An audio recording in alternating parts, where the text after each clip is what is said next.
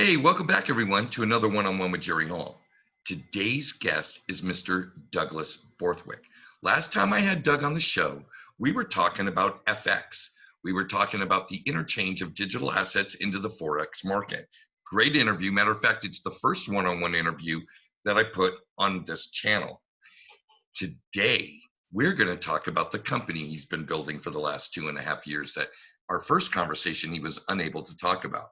And that is the INX exchange, the world's first SEC regulated digital IPO exchange. I can't do it justice in this intro, so you're gonna have to watch this conversation. We're gonna get into this thing. This is an exciting element, because it allows all that institutional money that is concerned about regulations, that's concerned about SEC compliance and custodianship, etc. It handles and solves that problem for a digital exchange, whether it be a digital share of Nike, a digital share of Ripple, or your favorite assets. Bitcoin, Ethereum, XRP, Cardano, etc. This is fascinating stuff. Brand new. They're the first, and you're hearing it here first, right here on One-on-One with Jerry Hall. So here comes that conversation.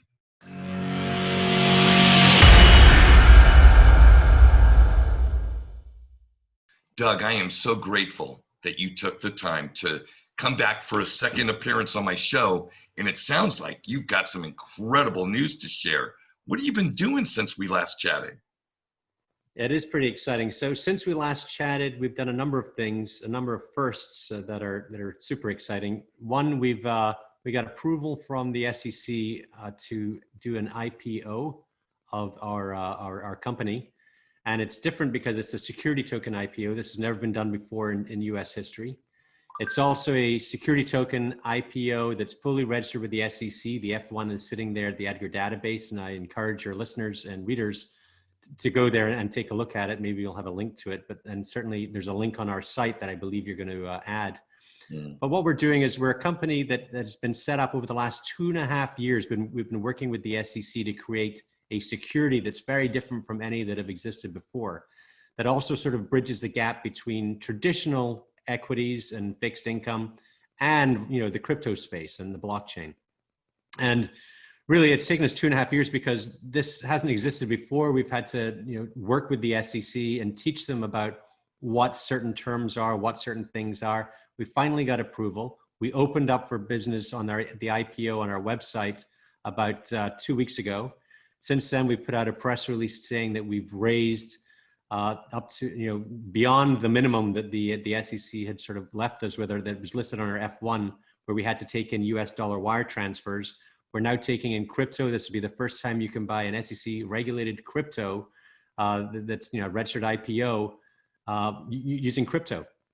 So that's super exciting too. So there's a lot of firsts here. It's exciting. And what are we raising the money for? That's probably the next question. Well, right. We've built 2 exchanges. One is a crypto exchange. It's very similar to other exchanges that you've seen and that you talk to, other than the fact that we're working with regulators to make sure that everyone can trade on it. Then the other side is a security token exchange, also very different from other security token exchanges. There's a number out there right now. Maybe they have 1,000 people that look at them, and that's because they're only really open to accredited investors. Ours is going to be open to retail. And it's open to retail because we've created the first ever security token that can be sold directly to retail. No other security token has been able to do that. They've only been able to sell it to accredited investors. And so someone can be on our platform trading trading in Bitcoin or in Ethereum or XRP, and then they can click a little switch and they can start trading security tokens. Now, what are security tokens? Think about every single equity in the United States going digital. You can trade it 24 hours a day, 7 days a week. That's a security token. And that's what we're offering. And ours, what we've said is look, this is a very interesting space. It's something that we're excited about. And we'd like to would like to sort of give profits that we have going forwards, and would like to sell that to individuals and to the retail public. And that's what we've decided to do. And so 40% of the profits we have going forward, we sell, we've packaged together, we've printed tokens to link to that. And that's the nature of our business. Well, I'll tell you, it's really interesting because I'm sure I'm not alone in the crypto space and would have loved the opportunity to own a piece of Binance or own a piece of Uphold or Coinbase. And for what you're doing, it sounds like I have that opportunity, me, the little guy. And as long as I pass my KYC and AML and those type of things, I can directly buy a piece of you and use it, right? Let's talk about the restrictions. So when you self-issue, you're because you can't list this token right now in a national exchange. The New York Stock Exchange and NASDAQ aren't able to list digital tokens, which is why we're creating the exchange to be able to trade them. Now, when you list on your own and you're not using a national exchange, you're subject to something called the blue sky laws. So in some states, anyone can buy them. The retail institutions, accredited investors. Other states, you can't buy it at all. And others, you can only be an accredited investor. So that's all based upon blue sky. If you're in New York City, no problem. Everyone can buy into it. If you're in California, you've got to be an accredited investor. It's these are laws set up by individual states. Now, in terms of yes, buying into someone like a Binance at the early stage, or buying into Coinbase. Coinbase isn't a public company. Binance and Coinbase, Binance, raised money in an ICO about 2 years ago. I think they raised $15 million. Now, they didn't work with the SEC on that raise. And what you were getting was not necessarily a percentage of the firm, but actually you could use the token to, I believe, get discounts or some sort was, yeah, but exactly. That's not equity in the company. That's not equity in the right. Well, we're not selling equity in the company either. We're selling future profits. And so that's something to keep in mind. So when we're raising $117 million, $70 million of that goes into a cash fund.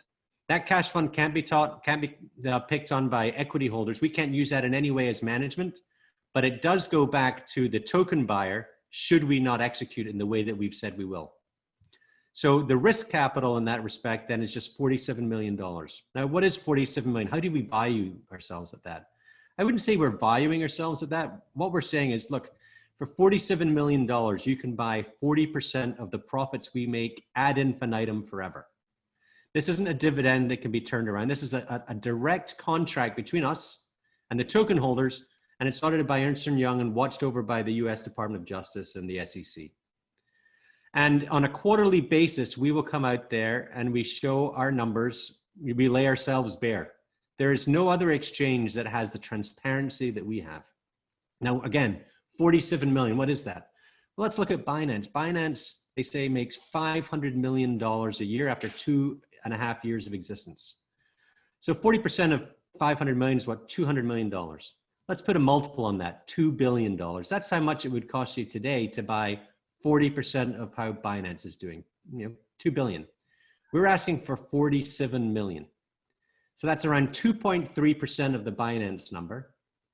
Now, we're working with regulators. We have a domicile, and we're working hard to, get every single US individual to be, working on our platform and trading on our platform. And so, there's a significant difference. Now, people say there's lots of exchanges. There are lots of exchanges, but there aren't many exchanges that have worked with the regulators. And I think that if you want to build a solid foundation in the United States and elsewhere, it makes a lot of sense to work with regulators. Oh, I could not agree more. So some questions come up for me. So sure. Given that you're the first through the door, right? You're breaking ground in this space. I'm thinking about outside of the United States. Are there barriers for, say, somebody in Europe who might want to get involved, or somebody in Latin America, or one of the Asian Pacific countries? Not really. Anyone around the world can invest outside the United States. Now, they're obviously subject to certain AML laws in the US. So there are some countries where we can't take investment. North Korea, I think, would be an extreme example. And then there's other countries that maybe have banned security tokens or banned cryptocurrency. And obviously that's not somewhere we can sell. Right. But if there's folk out there that are interested in being part of our vision, part of our community, then for sure, go to our site and take a look. It tells you on the site exactly if your country is good or bad in the view of our lawyers. And if you can invest. And again, we take US dollars, USDC, Bitcoin, and Ethereum. Well, okay, so that leads me to another question. So you're the first through the door, but I know you won't be the last. And with the advent, because tokenization is on the lips of a lot of folks in the legacy financial capital market structure.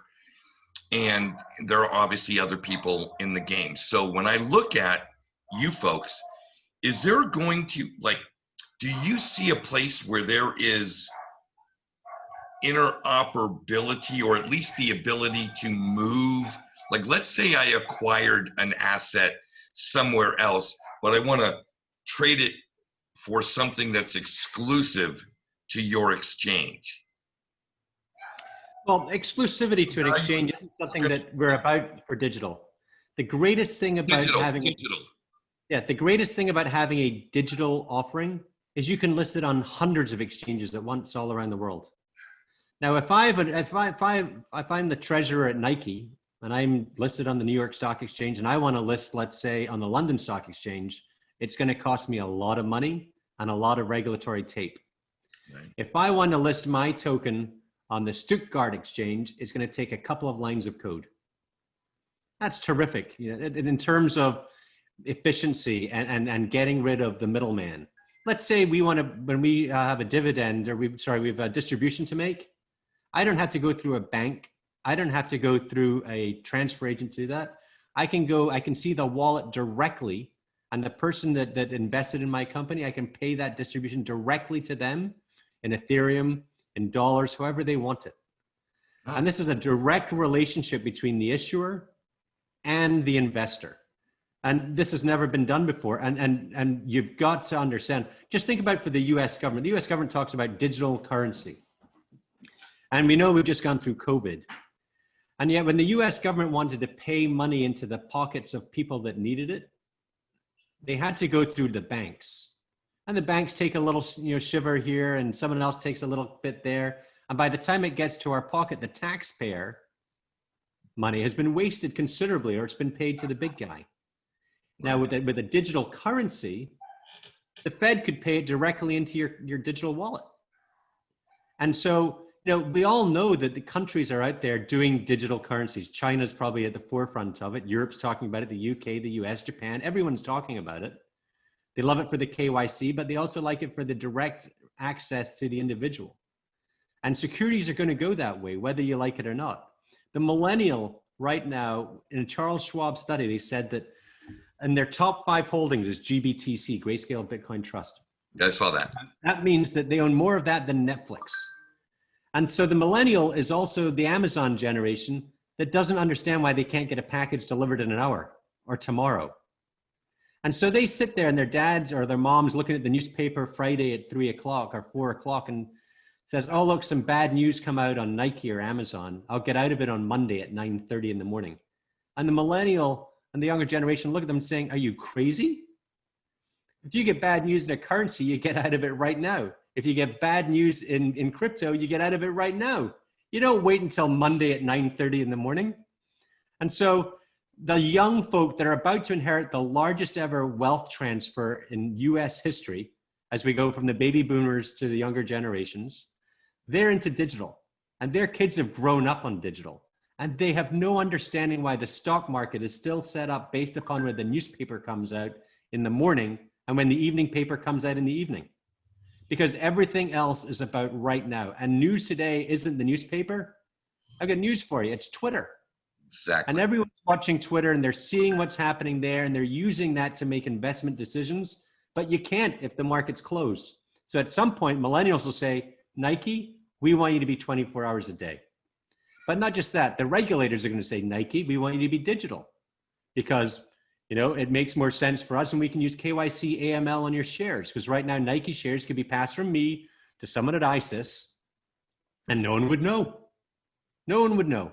Right. But with the INEX token, you can't give it to someone else that hasn't gone through KYC AML themselves. Think about that one.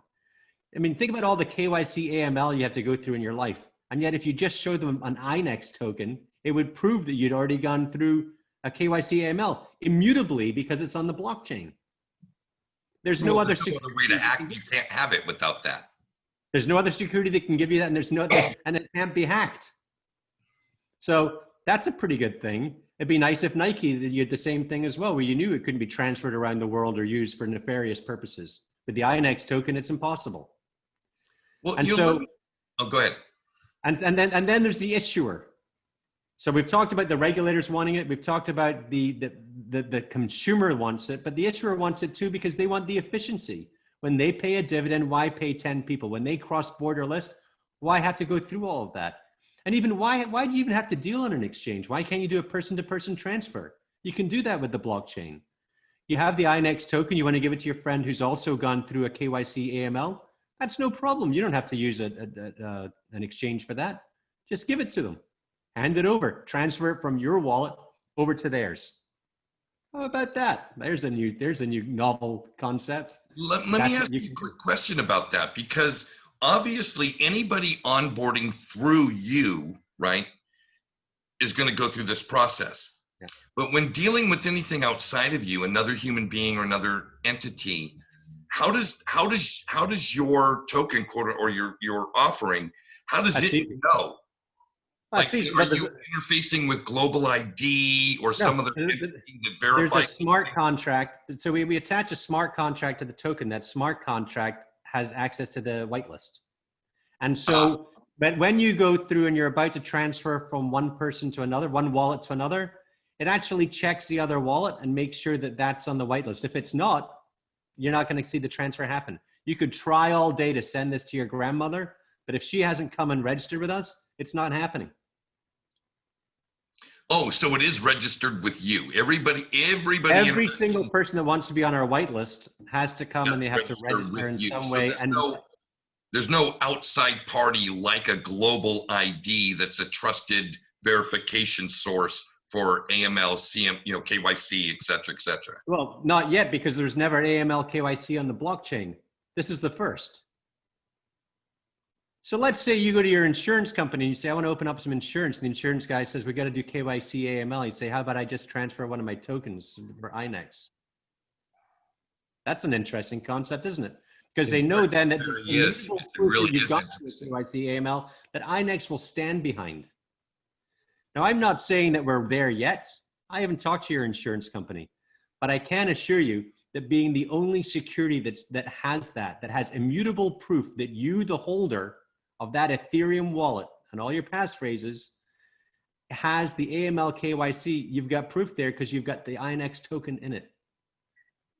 There is nothing else that has that I know of. Hey, I'm sold. So, but I have some questions. Yeah. The first one that comes up is obviously you've built this on Ethereum. Well, no, the token is on Ethereum Rails. By the way you're discussing it. The token has been built on Ethereum Rails. Now we could switch that over to Liquid if we wanted to. It's not Cardano or whoever. Well, the reason that we're on the ERC, right, it's an ERC20 token, is because 2.5 years ago is when we went to the SEC with this. I understand. All of these things you're talking about, they didn't exist, and if they did exist, they certainly were not transparent to the regulators at that time. My question I was leading to, Doug, wasn't so much to bash or have any negative things to say about Cardano, but understanding that life is fluid sometimes and things change. Do you have the optionality? For sure. We can switch the rails. Okay. We can switch the rails at any time. Okay, well, so we know the owners of our tokens at all times. We could switch the rails at any time. We have a transfer agent that's TokenSoft, but we also have the ability to change transfer agents and switch transfer agents too. So yeah, we have complete flexibility in that regard. And I think that's going to be an important, I believe, an important component going forward, because none of this is static. It's going to change. Things are, you know what I mean? Da, da, da, da, da, da. And if you have that flexibility, then you're going to be able to innovate and adjust and change if market conditions or technical conditions dictate that. Absolutely. It could be one day that gas fees get so much in Ethereum that's going to be a little bit rough. So yeah, we switch to somewhere else that we think, or maybe we don't think Ethereum is secure compared to, let's say, Liquid.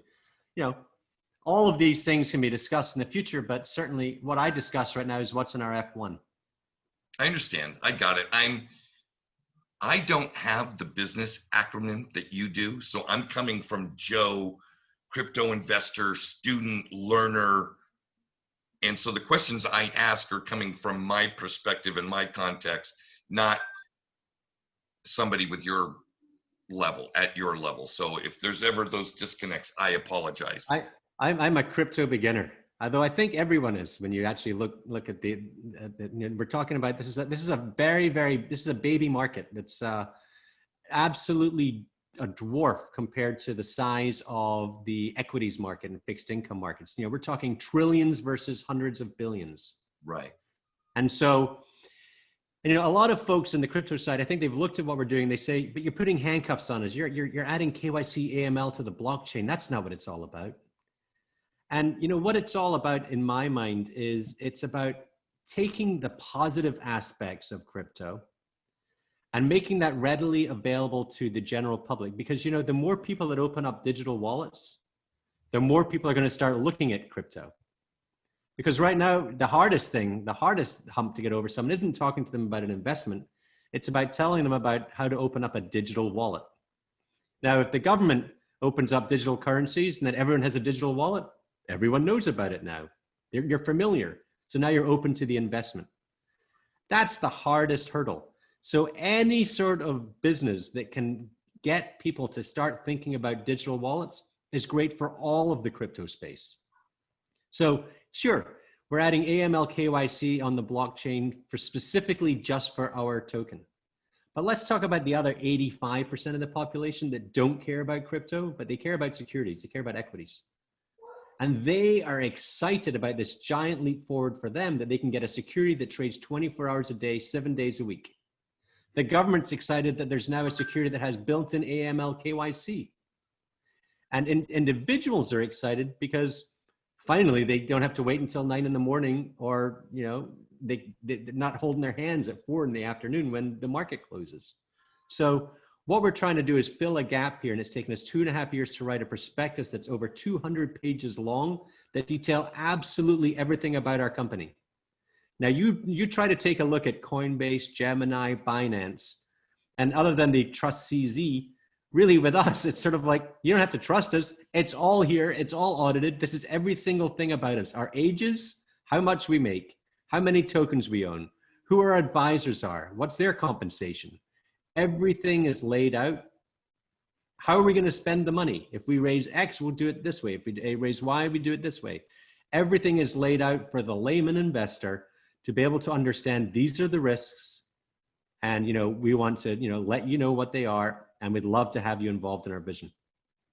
Well, you talked a little bit about the context of some in the community saying, you talked about handcuffs. And here's the thing. I spend a tremendous amount of my time interacting with folks from the legacy financial markets, capital structure stuff. A lot of the folks that you might see on Real Vision have been gracious enough to come spend time on my show. And it's through that education that I'm learning that,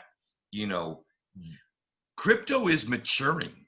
The crypto digital asset space is maturing.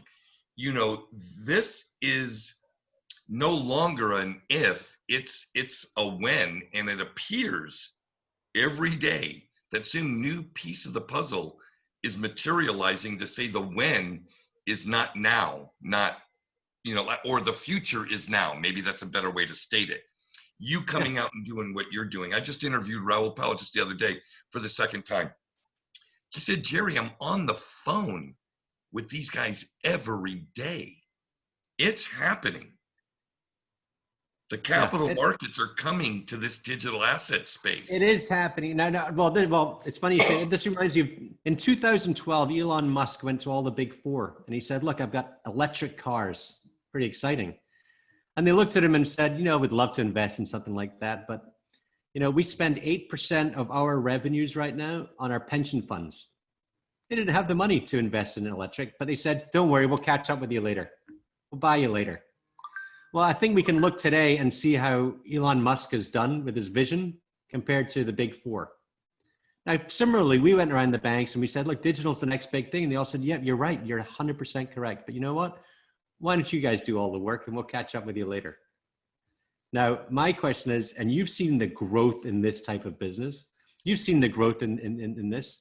And if we can bring to the masses blockchain and digital, securities, if we can bring that to everybody, then that's $1 trillion business, and that's huge. And good luck in catching up with this, because there's other exchanges that exist today.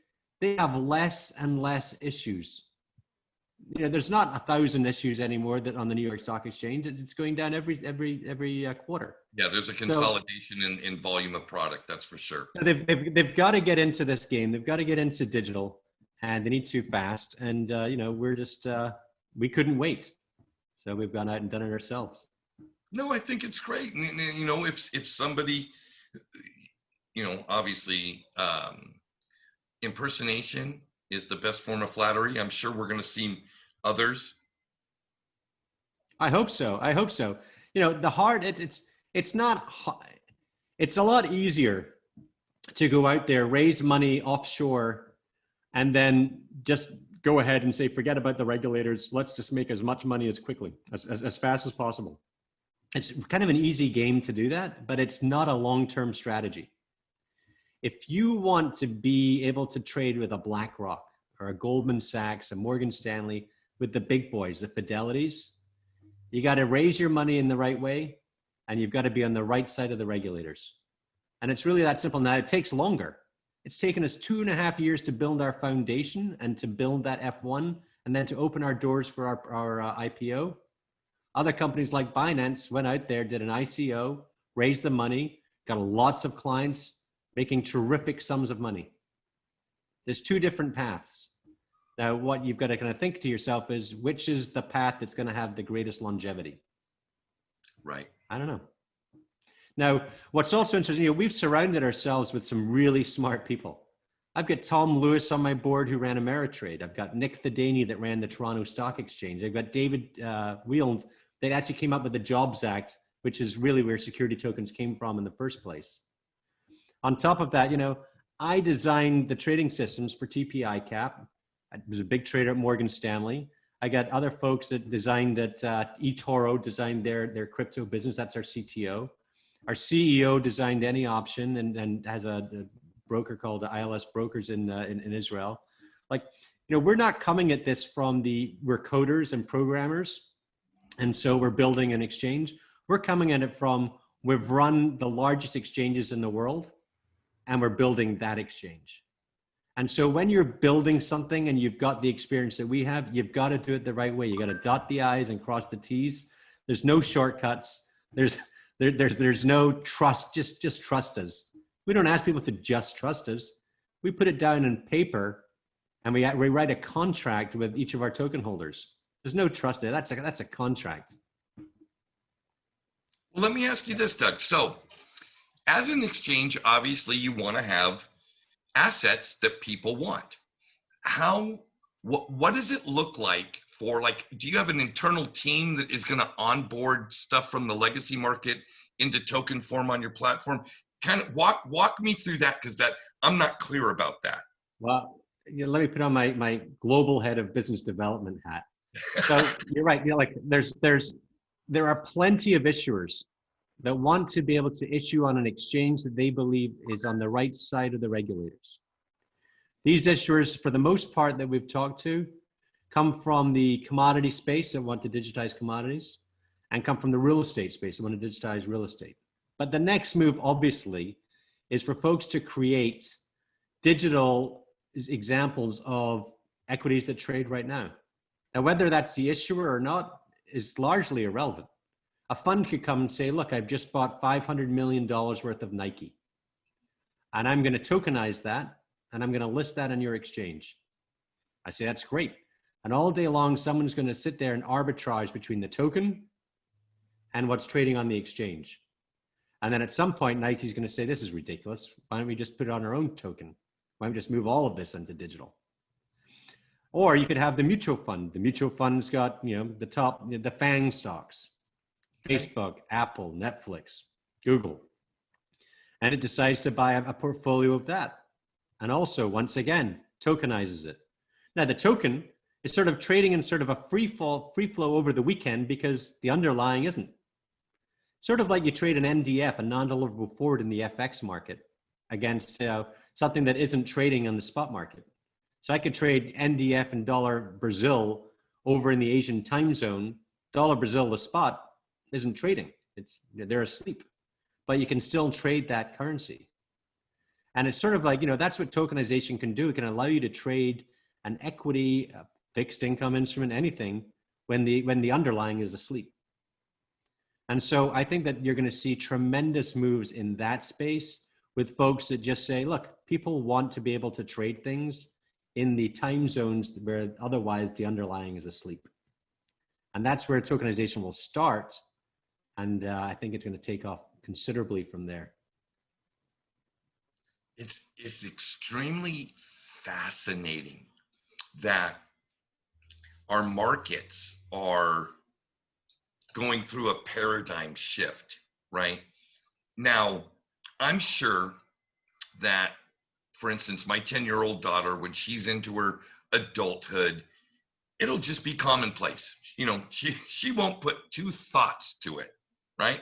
If she wants to make an investment in this or that, she'll just go to her phone, she'll go to INX, and she'll do her thing. Simple as, I mean, she won't care how it works. She just knows that it does work. Okay, great. But for me, an old fart like myself, who grew up, my very first interaction was actually having to walk in to a Bank of America where the Charles Schwab guy sat at a desk. That's how long ago it was. They didn't even have their own offices. They were subcontracting spaces within Bank of America back in the old days. And had to go through this whole rigmarole to buy some PG&E stock that paid a dividend. And then you got to go through another rigmarole to get your dividends so it does stock reinvestment. Fast forward to now, a lot of that stuff has been automated, and there are processes that are easy and seamless for the user. But again, it's all built on, like you said, a market that has a very defined opening and closing based on a system and rules that don't apply anymore. That's right. And so for you to be front running not only the technology, but the actual, you're front running the market itself. That to me, and to think that this has been a vision for a lot longer than it's been reality, going back 3 years from when you guys were getting together and scratching this stuff out on paper. It's really a remarkable feat. And to think about it, you're really just at the starting line. This is absolutely, now I wouldn't say we were front running. I'd say what we're doing is we're paving the way. Remember, there was no digital security. There was no digital security that the retail could access until ours. Right. There was no digital security, registered with the SEC that could accept crypto until ours. And so if you want this to be a big market, you've got to actually create the security in the first place. And ours is that first security. Now, the next guy that comes along that wants to do digital security, they can look at our F1, they can copy it and paste it and know that this is going to help them create the same type of security. It's not going to take them 2.5 years. It'll take them a couple of months. So where the first is taken us a long time to get here, but we've had to educate our lawyers. We've had to educate the regulators.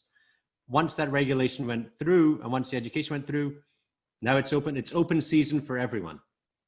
And so if Nike wants to come out and do a digital token, they can pick up our F1, they can use that as a blueprint, and boom, Bob's your uncle.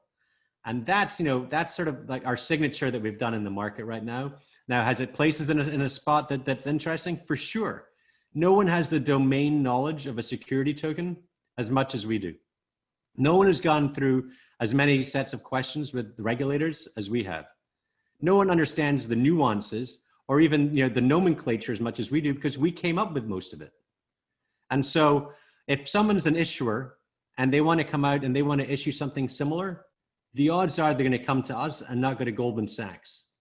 Much as Drexel made their made their name off of high yield debt, much as Solomon made their name off of treasuries, much as Credit Suisse was the banker to go to for high tech. I think INEX is going to be known for quite some time as the folks to come to if you want to do a tokenization. I'm excited, man. I really am. And I'll tell you, this dovetails into, so as wonderful as that is, to me at the end of the day, end of the day, it's always going to boil down to the exchange of value and the settlement of that value. Is there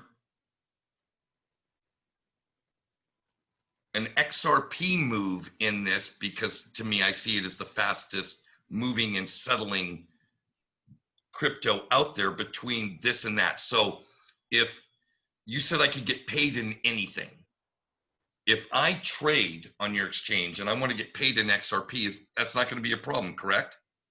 Well, it would be a problem right now because it's not in the F1. Ah, damn you. No, I'm just kidding.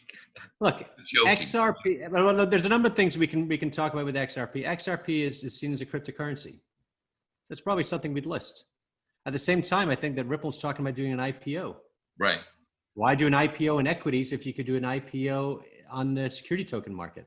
Wouldn't it make a lot of sense? Coinbase is also looking at doing an IPO. But why would you IPO in legacy equity world if you really believe that blockchain is the future? And a lot of this is us putting money where our mouth is. We believe that the blockchain security, the digital securities are the future. So of course, we issue a digital security for our IPO. If you really believe in something, put the money where your mouth is and go out there and do your issuance in that way. Doug, hang on. I'll have a lot more respect for Coinbase and Ripple if they did their IPOs on the blockchain. Yeah, hang on one second, Doug. Yeah, hey, Brad, it's Jerry. Oh, you're busy? Okay, listen, call me back after your board meeting. I want to talk to you about INX and a possible IPO in a digital format. No, I'll be happy to exchange your number. His name is Douglas Borthwick. Yeah, I stand by him.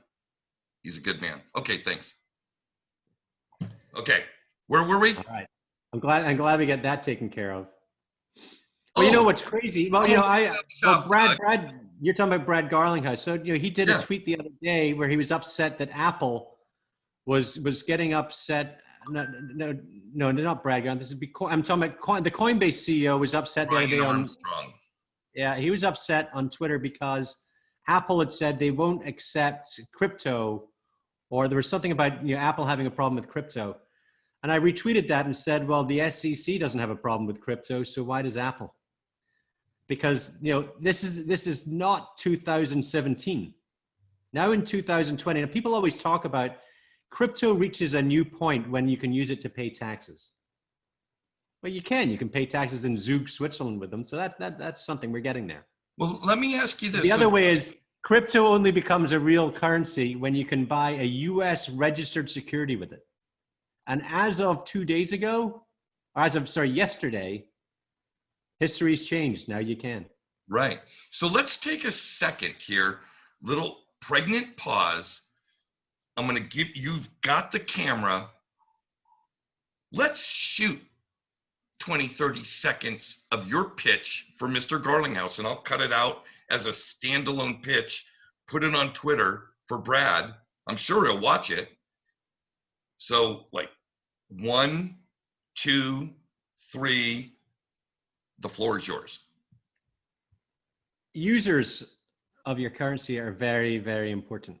The community is very, very important. And it makes sense that if you're going to do something and you want to raise money for your company, or you want the public to enjoy it, then you want to make it sure that your community can actually enjoy it. Why not go public on the blockchain? Why not let Ripple holders be able to use that to buy the security token that gives the access to the either equity that you're going to be selling or to the upside in your profits? That way you've got XRP holders. Now they actually have party to your profitability going forward. And they also know that they're valued as a community. And I think that's the most important part. When you have a token sale, it's a direct relationship between the company and the community.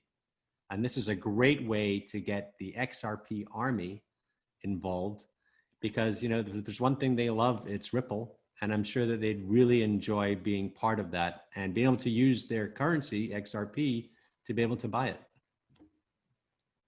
Thank you. Now I'll do my part. Dramatic pause. Brad, Jerry here. Hey, Brad. So I am going to implore you, young man, to take a few minutes and have somebody on your team do a deep look into INX and the possibility of, when you IPO on the blockchain with tokens. Take a look at this company, Brad. I know the entire XRP army would wait in line to have an opportunity to buy a SEC regulated security that represents Ripple as in the form of a token that we can exchange amongst each other and with the world. Thanks for giving me 30 seconds. Very good. Okay, so, you know, here's the thing, Doug, again, this couldn't be happening to a better person. I've been a fan of yours. I've been following you. You're somebody that I look up to, even though we're peers chronologically. We're not peers in the world of business, and where you come from with FX. I would love to be able to transition this conversation, if we could, and pick your brain a little bit about FX. Sure. Okay. What would you like to know? Well, I'd like to know if you still see the FX market as it currently is still being a place where you could see, for instance, instead of euro to yen, dollar to ruble, dollar to XRP, euro to XRP, as actual embedded spot trading pairs around the world. Oh, for sure. Look, for sure. I think that what's needed though first, before we see that, is the digitalization of currencies. And so, you know, when you do Ripple against euro, you're doing blockchain against legacy. Now, when the euro goes digital and when the dollar goes digital, then it's a whole different ballgame. It's blockchain to blockchain. And so I can absolutely see Bitcoin trading versus euro versus dollar versus XRP versus all of these, Ethereum versus them all. Look, every cryptocurrency will end up trading as a cross against every cryptocurrency. Because, you know, the euro right now is a legacy currency. When it becomes the digital euro, it becomes a cryptocurrency. And then you'll have your crosses all day long. And so, yes, I think that the spectrum for the FX trader that we know today is about to increase significantly as they start trading their currencies, as their currencies go digital, and then they start trading those currencies versus other digital currencies that are already on the blockchain. So it's really going to be there's an element of form and function, but there's also the element of liquidity, right? Those are sometimes two separate things. Liquidity is huge. You know, if I try to, like, you know, maybe minimum in the euro, I'll take a 5 million euro position. I can't really do that right now in XRP or in Bitcoin or in Ethereum without, you know, the market having a little bit of a ripple, or certainly, to use the pun. But certainly, you know, liquidity isn't there in the crypto space compared to in the currency space. Currency space is a couple of $1 trillion traded a day. We're not seeing that certainly in the crypto space.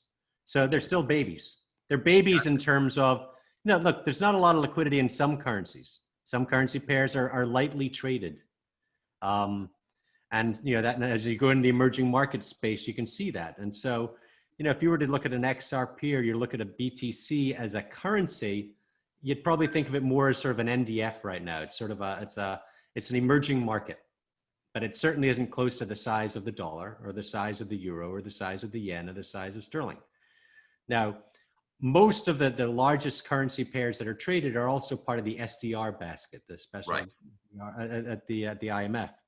Now, if the IMF was to make the STR digital, and there's discussion of that, obviously, then that would be fantastic for all the other currencies, because then they would all be forced to move digital, and then we'd see huge trading again coming in the crypto space. So, look, we're getting there.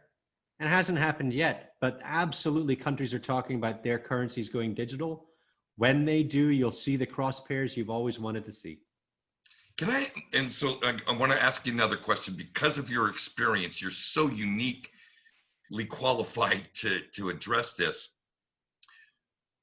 The proposition that made it so attractive for me to get involved with XRP was that it was working with banks and regulators, working behind these regulated firewalls, that the digital asset XRP was so fast, so cheap, the settlement brought a value proposition to those members in the network using it.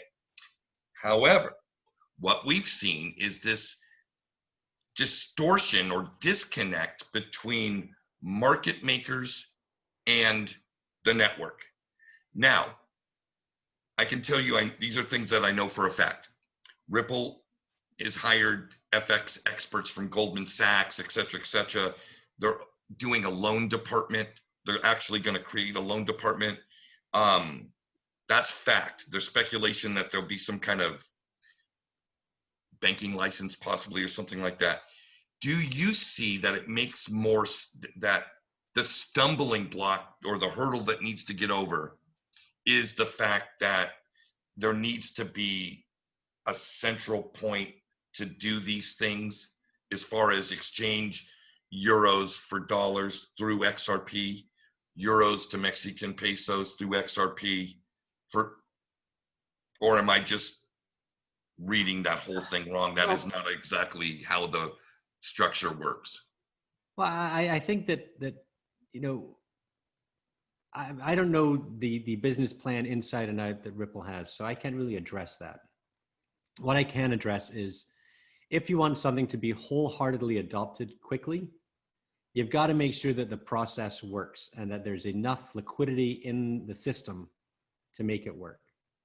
Now, that could mean that if you want to build up a business in Mexico or in the Philippines, where money payments are rapid and quickly and quick and happen fast, and there's enough volume to make sense, then if someone is going to be doing an XRP trade, you got to make sure that the XRP is in their hands, that they can exchange that then for the Mexican peso or the Philippine peso.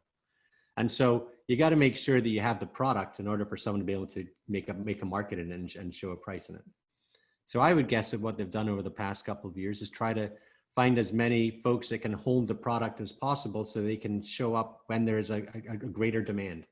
Because what you don't want to do is get people excited about your product and then not have the product there when it's needed, around Christmas holidays when everyone's sending money around, or these type of things. So that's less of an issue in the currency market because of the way that CLS currencies trade and settle. But certainly in the crypto market, you've got to make sure that you have a supply there. Many market makers in the crypto side aren't really market makers. They sell what's called a software as a service, SaaS. Right. And so they don't actually hold crypto themselves. They'll take your crypto and then they'll trade on that, and they'll give you returns based on that, and they'll take a fee from it. That's very different from the market maker in the currency business. The market maker in the currency business is just showing prices all day long, taking risk themselves. And if they're down money, they've got to go out and they've got to find a way to cover it.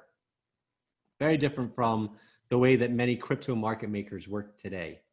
So I would say that what Ripple's probably trying to do right now is go to the emerging market countries that they're facilitating payments for, and just trying to find enough folks on the ground that can hold the product so that they have it there when enough folks come with the local currency, they want to switch it for that, so then they can come to the US, then switch out the XRP again for whatever currency they need. Hopefully that's not Interesting. too mumbo jumbo. I've got so much to learn, and it's obvious every time I have a conversation with somebody like yourself. I want to give you an opportunity for any final thoughts or anything that you think that we haven't covered that you would like to. Thank you. Well, look, if you believe as we do that there's a multi-trillion-dollar opportunity, that equities are going to move onto the blockchain, that fixed income is going to move onto the blockchain, certainly currencies are, we all know that. If you believe that, then what we're doing is we're giving folks the opportunity to get in on the ground floor on a company that's been working with the regulators to get to that level, to get to that space. It's taken us 2.5 years to build a great foundation.